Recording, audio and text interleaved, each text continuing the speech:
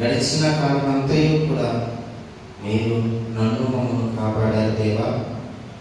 ఈ పరిస్థితుల్లోనూ ఎలాంటి స్థితి, ఎలాంటి పరిస్థితి మాకు ఎదురైనా ఈరోజు మీ మందిర ఆవరణంలో తండ్రి మేము చేరి ఉన్నామంటే మీరు మా ఎడల చూపిన అపారమైన ప్రేమను బట్టి మాకున్నాం.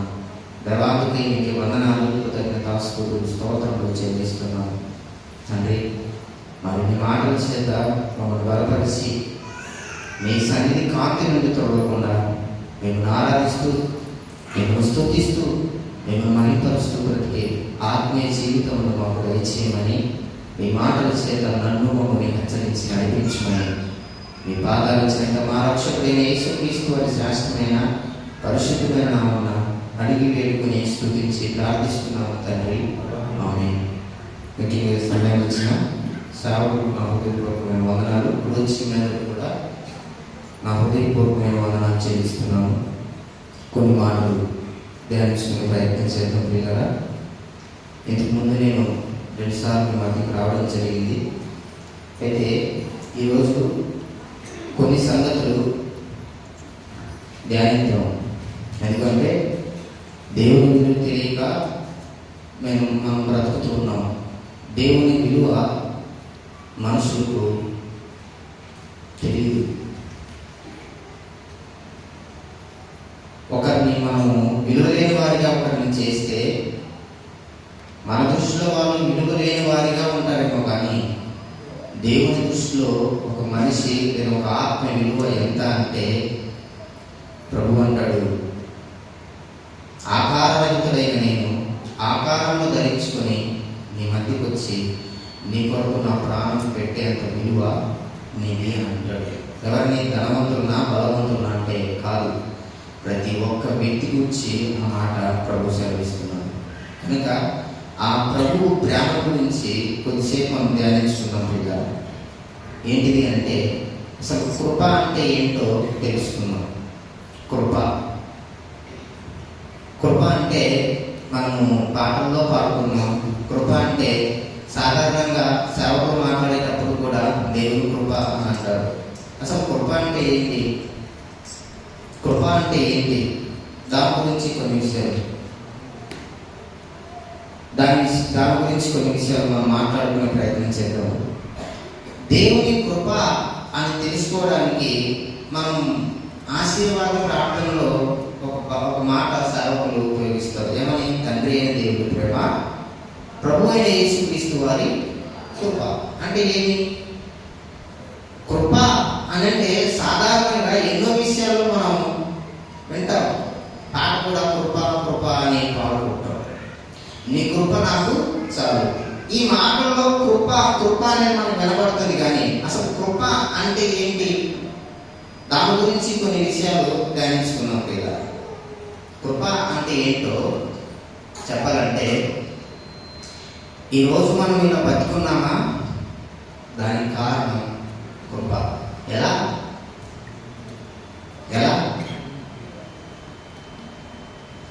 దేవుడు తన కృప మన ఎడల విస్తరింప చేశాడు. అసలు కృప అంటే ఏంటి చెప్పండి అని అంటే, కృప అంటే ఏంటంటే చచ్చిపోతున్న వానికి జీవం పోసేదే కృప. కృప అంటే ఏంటంటే చచ్చిపోయిన వారిని సైతం బతికింపగలిగేదే కృప. సాధారణంగా కొన్ని విషయాలు మనం రోమపత్రికలో కృప గురించే ఉంది, చదువుకున్నాం.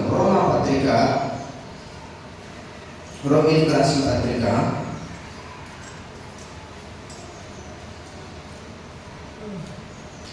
రాసిన పత్రిక 3వ అధ్యాయము 10వ వచనం 11 చదువుకుంటే 11, నీతిమంతుడు లేడు, ఒక్కడు లేడు, గ్రహించువాడు ఎవడు కూడా లేడు, దేవుణ్ణి వెతికేవాడు లేడు, అందరూ త్రోవ బియాగంగా పనికి మారిన వారేరి, మేలు చేయవాడు ఒకడు కూడా లేదు. రోమీయులకు పౌలు గారు పత్రిక రాస్తూ సమాజంలో ఎవరు కూడా లేరు, అసలు దేవుణ్ణి వెతికేవారే లేరు. కానీ దేవుడు ఏం చేశాడో తెలుసా? అదే 5వ అధ్యాయం 5వ అధ్యాయము 20-21 వచనం. దీన్ని కనుక శ్రద్ధ పెట్టి చదివి ఆలోచన చేస్తే, రోమీయులకు రాసిన పత్రిక 5వ అధ్యాయం 20-21, మరియు అపరాధం విస్తరించినట్లు ధర్మశాస్త్రం ప్రవేశించును, అయినను పాపము మరణమును ఆధారం చేసుకుని ఎలాగూ ఏలినో అలాగే నిత్య జీవం కలుగుటకై నీతి ద్వారా కృపయు మన ప్రభువైన యేసుక్రీస్తు మూలముగా ఏడు నిమిత్తము పాపము ఎక్కడ విస్తరించునో కృప అక్కడ అపరిమితముగా విస్తరించింది. ఇక్కడ కొన్ని విషయాలు మనం బాగా ఆలోచన చేస్తే, రోమీయులకు పత్రిక రాస్తూ అసలు నీతిమంతుడు అనేవాడే లేడు, దేవుని వెతికేవాడు ఒక్కడు కూడా లేడు అని పౌలు గారు చెప్పి 5వ అధ్యాయంలో ఏమంటున్నారంటే, దేవుని కృప నీతిమంతులు లేకపోయినా తన కృపను విస్తరింపజేశాడంటే దేవుడి తన కృపను ఎలా అంటే, పాపం అనేది మరణాన్ని ఆధారం చేసుకుంది. పాపం అనేది మరణాన్ని ఆధారం చేసుకుంది. మనకు తెలిసిన పదాలే, పాపం వలన వచ్చే జీతము మరణం. ఏ మరణం? పాపం వలన వచ్చే జీతము మరణం. సాధారణంగా అందరికి వచ్చేది భౌతిక మరణం, కానీ బైబిల్ చెప్తున్నది ఆత్మీయ మరణం, నరకం అనే మరణం. సాధారణంగా పాపం వలన వచ్చే జీతం మరణమైనప్పటికీ ఆ మరణము దేన్ని ఆధారం చేసుకునేది? పాపాన్ని. మరి ఆ మరణము, ఆ పాపం నుంచి విడిపించడానికి ఎవరి ద్వారా కృప విస్తరించింది? అక్కడ ఉంది అన్నమాట. నీతి ద్వారా కృపయు మన ప్రభు అయిన యేసుక్రీస్తు ద్వారా. ఎవరి ద్వారా? యేసుక్రీస్తు వారి ద్వారా. అమ్మా నిద్ర వస్తుందా? యేసుక్రీస్తు వారి ద్వారా ఏం విస్తరించింది? కృప. ఆ కృప ఎక్కడెక్కడ విస్తరించింది? ఇది చదివితే, పాపం ఎక్కడ విస్తరించినో అక్కడ కృప అపరిమితముగా విస్తరించింది. అపరిమితంగా అంటే లెక్కించలేని, ఇంత అని లెక్కించలేనంత ప్రేమ లేదా కృప అక్కడ విస్తరించింది. ఎందుకు? దీనికి 6వ అధ్యాయం 1వ వచనం చెప్తాడు, అలాగే ఏమందాము, కృప విస్తరింపవాలని పాపం నిలుచుందామా అంటే, కృప ఎక్కువ కావాలని పాపం చేస్తూ నడవాలా? కాదు.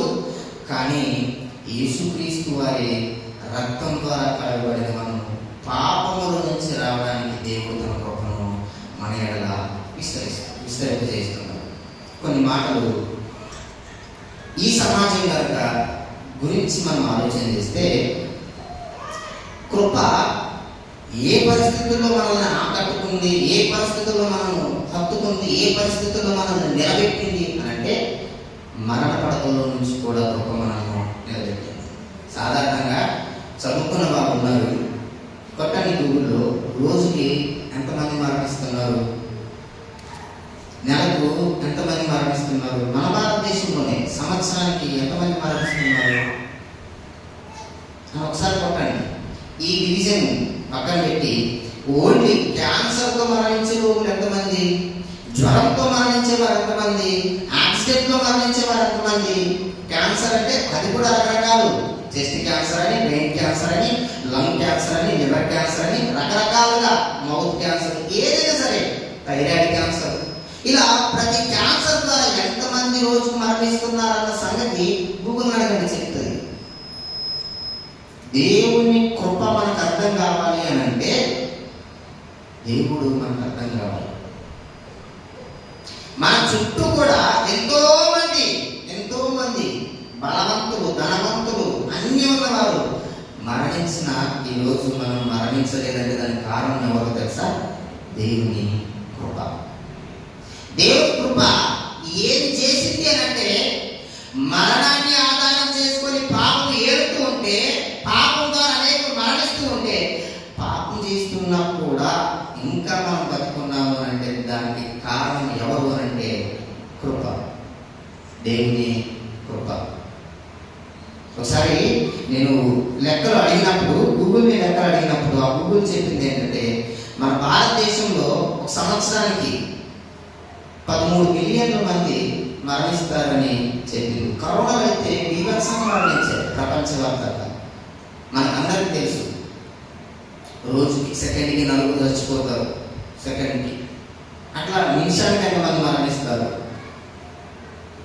నేను గూగుల్ అడిగినప్పుడు చైనాలో 1,17,20,000 మంది 1,17,20,000 మంది చచ్చిపోతున్నారు. కోట్లే రాలిపోతున్నారు, పెట్టలు రాలినట్టు రాలుతున్నారు. ఒక సంవత్సరంలో అంతమంది మరణిస్తే ఎన్ని దేశాలు ఉన్నాయి ప్రపంచవ్యాప్తంగా? ఇన్ని దేశాల్లో ఎన్ని కోట్ల మంది సంవత్సరానికి మరణిస్తున్నారు. కానీ ఎన్ని సంవత్సరాలు మన జీవితంలో మనము బతికాము? 31, 32, 20, 25 ఇలా సంవత్సరాలు గడిచిన ఆరోగ్యం ఉంది, సంవత్సరాలు గడిచిన ఆయుష్ ఉంది.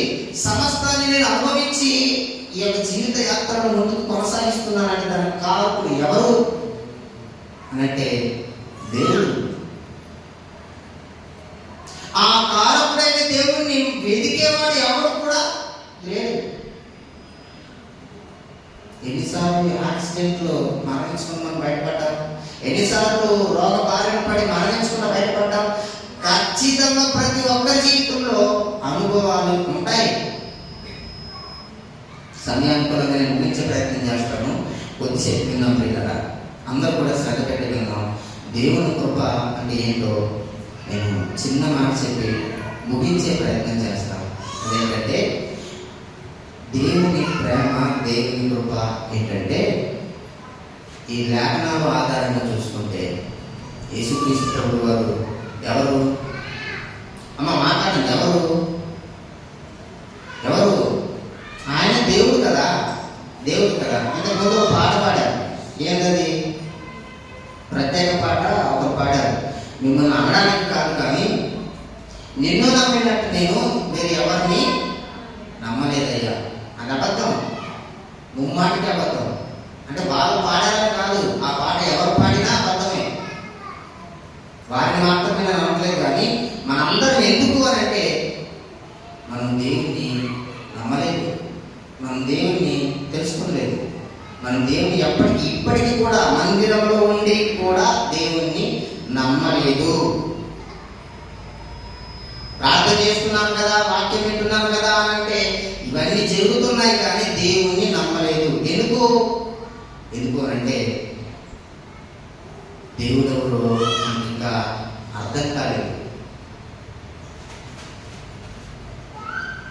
దేవుడి గురించి చెప్తుంటే కొందరికి నిద్ర వస్తుంది, దేవుడి గురించి మాట్లాడుతుంటే కొందరికి నవ్వు వస్తుంది, దేవుడి గురించి మాట్లాడుతుంటే కొందరికి ఎక్కడో చేసే ఆలోచనలు వస్తాయి.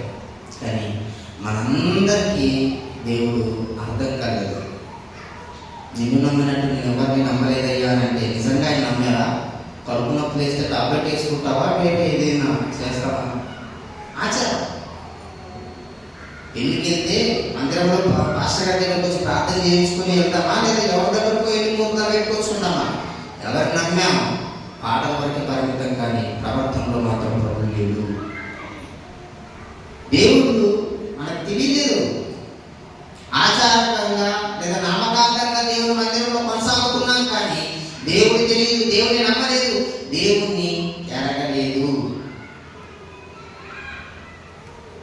మరి ఏంటి అవకాశం లేదంటే అది కృప మనకి ఇంకా అవకాశం ఇస్తూ నడిపిస్తున్నాడు. దేవుడు మనకి ఇంకా అవకాశం ఇస్తూ నడిపిస్తున్నాడు. ఒకసారి బాగా ఆలోచించండి పిల్లరా. బాప్తిస్మం తీసుకున్న మనలో కూడా చాలా మంది పాపం చేయట్లేదా? చేస్తున్నామా? వినబడుతున్నాయా? పాపం చేస్తున్నామా, చేయలేదా? చేస్తున్నాం. ఎఫెసీయులకు రాసిన పత్రిక 5వ అధ్యాయం 3వ వచనం. ఎఫెసీయులకు రాసిన పత్రిక 5వ అధ్యాయం 3వ వచనంలో ఒక మాట స్పష్టంగా ఉంది. ఏ విధమైన అపవిత్రతే కానీ లోభత్వమే కానీ మీ పేరును ఎత్తకూడదు, ఇది పరిశుద్ధులకు తగినది. ఎందుకు చెప్తున్నాడు ఈ మాటలు? ఎందుకు చెప్తున్నాడు ఈ మాటలు? ఆ సంఘంలో, ఎఫెసీ సంఘంలో ఇవి ఉన్నాయి. ఎఫెసు సంఘానికి రాస్తున్నప్పుడు మొదటి వచనంలో ఏమన్నది? ఎఫెసులో ఉన్న పరిశుద్ధులకు, అంటే ఎఫెసులో ఉన్న పరిశుద్ధులకు ఈ పత్రిక రాసుకున్నామండి. 5వ అధ్యాయంకి వచ్చేసరికి మీలో బూతులు ఉన్నాయి, మీలో వ్యభిచార కారణాలు ఉన్నాయి, మీలో పాపం ఉంది, జాగ్రత్త ఎందుకు చెప్తున్నాడు అంటే ఆత్మీయంగా ఉన్నామనుకున్న వారే పాపంలో కూడా బతుకుతున్నారు. దేవుని కృప వారికి అర్థం కాదు.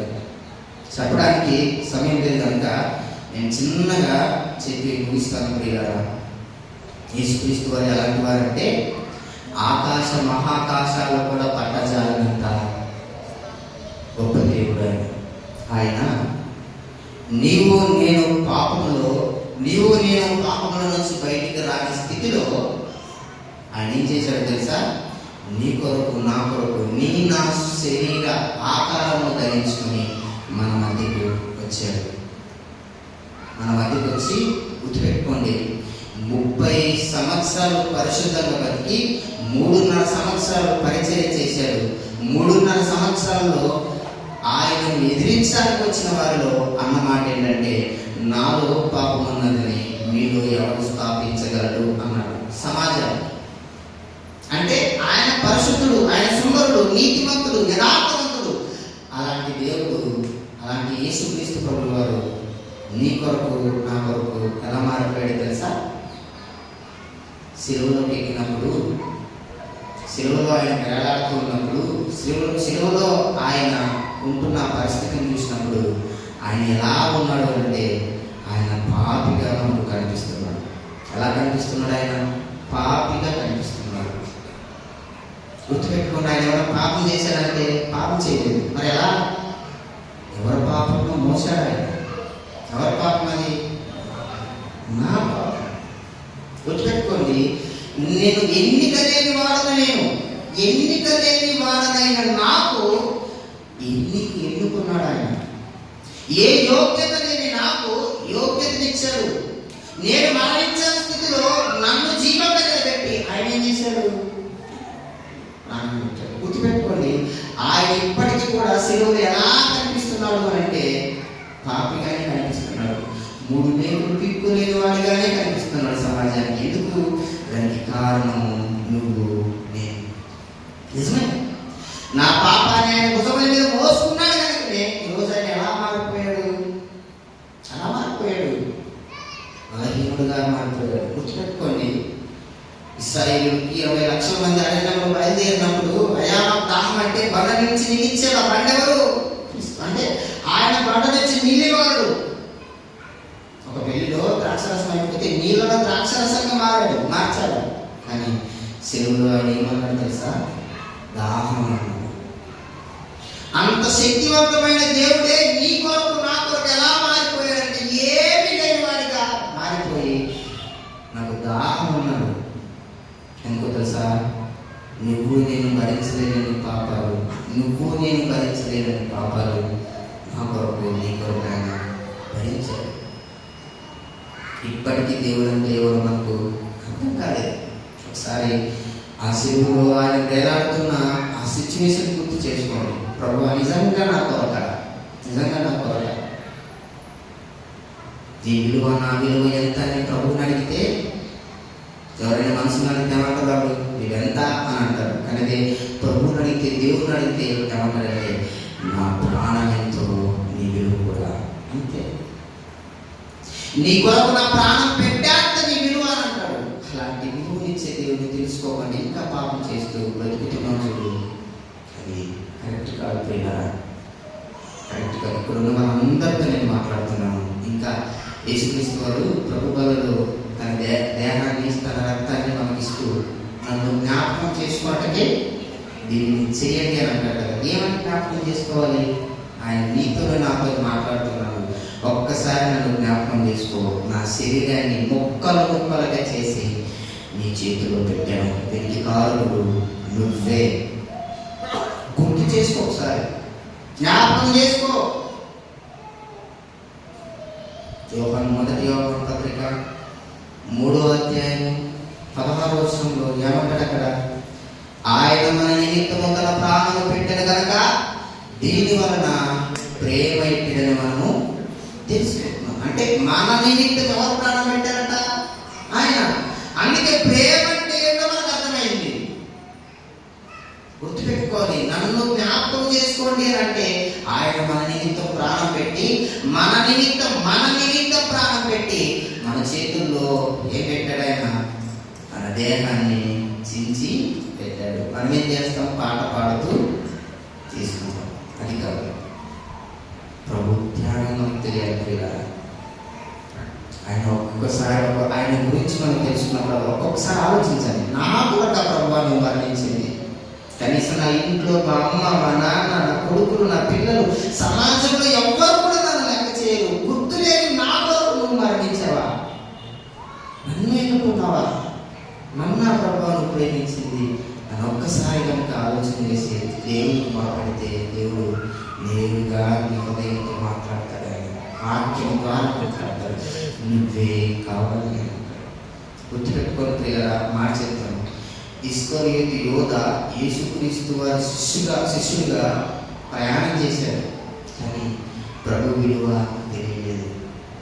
ఏమయ్యాడు? ఊరు వేసుకొని మరణించాడు.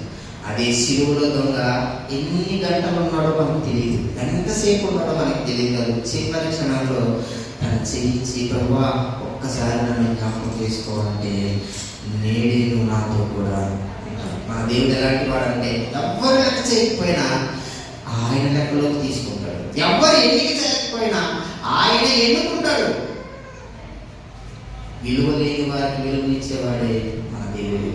కనుక ఈ రోజు కనుక ఒక్కసారి ఆలోచన చేసి ప్రభువా నిజంగా నా కొరకు నువ్వు ఇంతగా ఎదురు చూస్తున్నావా అంటే ఎస్ అంటాడు.